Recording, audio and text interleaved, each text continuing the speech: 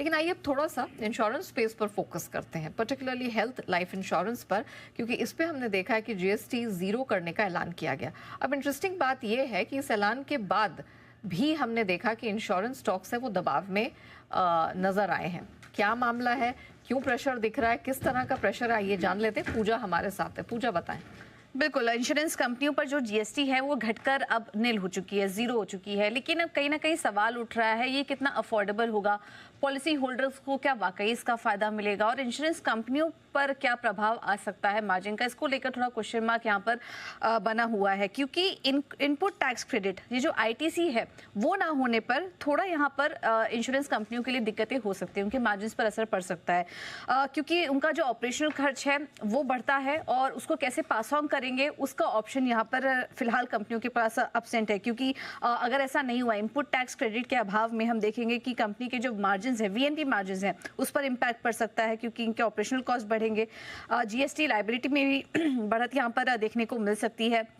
और इस वजह से जो कंपनियां हैं वो मांग भी कर रही थी कि आप जो जीएसटी दरें हैं उसको नील मत करिए, आप उसको थोड़ा रैशनलाइज कर दीजिए, 5% कर दीजिए, लेकिन यहाँ पर नील कर दिया गया है। हालांकि कुछ कंपनियां रैशनलाइजेशन की भी मांग कर रही थी। तो कंपनियां ग्राहकों को कितना फायदा यहाँ पर पहुंचा पाएंगी उसमें थोड़ी अनिश्चितता है। और ऐसा भी नहीं है कि यहाँ जीएसटी दरें घटी वहाँ डिमांड बढ़ जाएगी, ऐसा भी कुछ अभी फिलहाल दिखाई नहीं दे रहा है।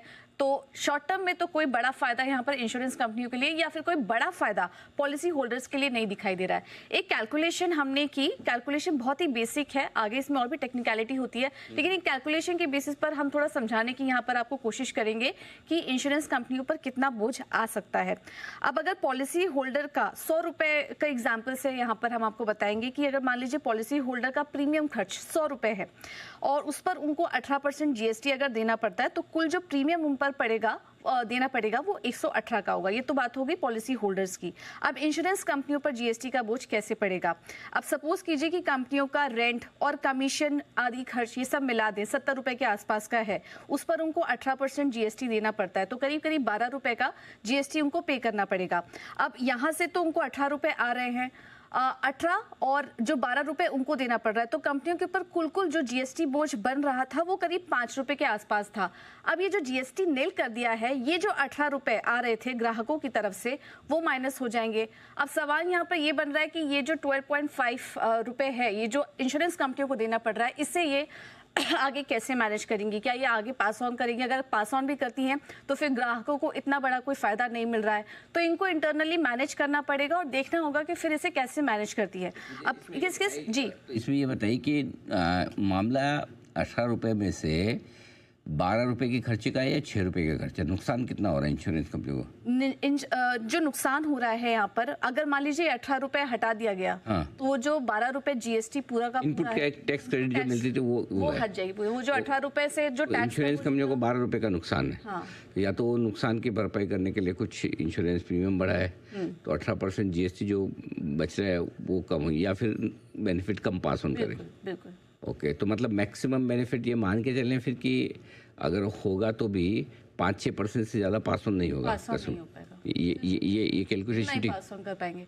लेकिन इसमें एक और टेक अवे है। आप इंश्योरेंस कंपनियां भी काफी मिले जुले यहाँ पर रिएक्शन दे रहे हैं, क्योंकि ऐसा नहीं है कि सबके लिए नेगेटिव हो गया है। क्योंकि अगर आप ध्यान दें तो जीएसटी जो कटौती हुई है ये हेल्थ और लाइफ इंश्योरेंस के लिए हुई है, तो इसमें जो स्टैंड अलोन हेल्थ इंश्योरेंस कंपनियां हैं उनके लिए नेगेटिव होगा, क्योंकि उनके लिए पास ऑन करने में थोड़ी समस्या हो सकती है। इस वजह से हम देख रहे हैं कि नीवा बूपा, स्टार हेल्थ, ये स्टैंड अलोन हेल्थ कंपनियां जो कि सिर्फ हेल्थ प्रोडक्ट देती है, हेल्थ इंश्योरेंस प्रोडक्ट देती है, तो उनको थोड़ा असर यहाँ पर पड़ सकता है। लाइफ इंश्योरेंस कंपनियों के लिए तो बड़ा ही नेगेटिव है, क्योंकि पूरी तरीके से आईटीसी का जो फायदा है वो हट जाएगा। तो इस वजह से हम देख रहे हैं SBI life, HDFC life, LIC, ICICI Prudential, यहाँ पर थोड़ा इंपैक्ट इनको आ सकता है। लेकिन जो मल्टी लाइन जनरल इंश्योरेंस का कारोबार में है जो कंपनियां, जो कि हेल्थ के अलावा भी बाकी सारे प्रोडक्ट्स बेचती हैं, जैसे कि मोटर ट्रैवल इंश्योरेंस, ये सारे भी प्रोडक्ट बेचती है, तो वहां पर कुछ इंपैक्ट नहीं आएगा और वो जो अपना कॉस्ट है वो ठीक तरीके से डाइवर्सिफाई कर पाएंगे। तो इस वजह से हम देख रहे हैं कि ICICI Lombard, GIC, new India insurance, इनके लिए ये जो इम्पैक्ट है वो थोड़ा नेगेटिव है। तो काफी मिला जुला यहाँ पर कंसर्न निकल कर आ रहा है। फाइनल टेक अवे यही है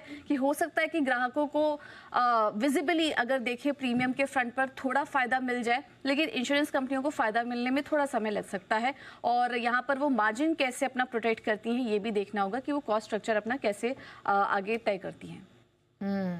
चलिए, इस पर हम श्रीकांत सर से एक बार राय लेंगे। इनफैक्ट एचडीएफसी लाइफ देखिए डेज लो के पास है। श्रीकांत सर एक बार चार्ट देखकर बताएं सर, क्या व्यू बन रहा है एचडीएफसी लाइफ में? बिल्कुल, तो देखिए एचडीएफसी लाइफ में न्यूज के बाद जो रिएक्शन देखने मिल रहा है वो क्लियरली इंडिकेट कर रहा है कि यहाँ पे ये स्टॉक थोड़ा और वक्त निकालेगा, क्योंकि पिछले 2-2.5 महीने से अगर आप देखें तो मल्टीपल टाइम्स स्टॉक ने 800-820 के करीब आने की कोशिश की और मल्टीपल टाइम्स इसमें अच्छी खासी प्रॉफिट बुकिंग हुई। तो मुझे लगता है कि कहीं ना कहीं price knows lot of things well in advance जैसा ट्रेंड इसमें बना हुआ है, और अभी तो इसमें लोअर हाई बना हुआ है। तो पॉसिबिलिटी है, मुझे लगता है कि ये स्टॉक जो 760 के करीब ट्रेड कर रहा है वो 710 या 720 के करीब आ सकता है। तो करंट लेवल से तो मैं यही कहूंगा कि फ्रेश अगर खरीदना हो तो करंट लेवल से अवॉइड करें, और अगर लंबी अवधि का नजरिया हो तो बिल्कुल 700 रुपए के करीब इसे खरीदे with a view of at least 3 to 6 months. आने वाले दिनों में क्या कमेंट्री आती है इंश्योरेंस कंपनी से वो इंपॉर्टेंट है, लेकिन फॉर द टाइम भी मुझे लगता है ये स्टॉक और करेक्ट हो सकता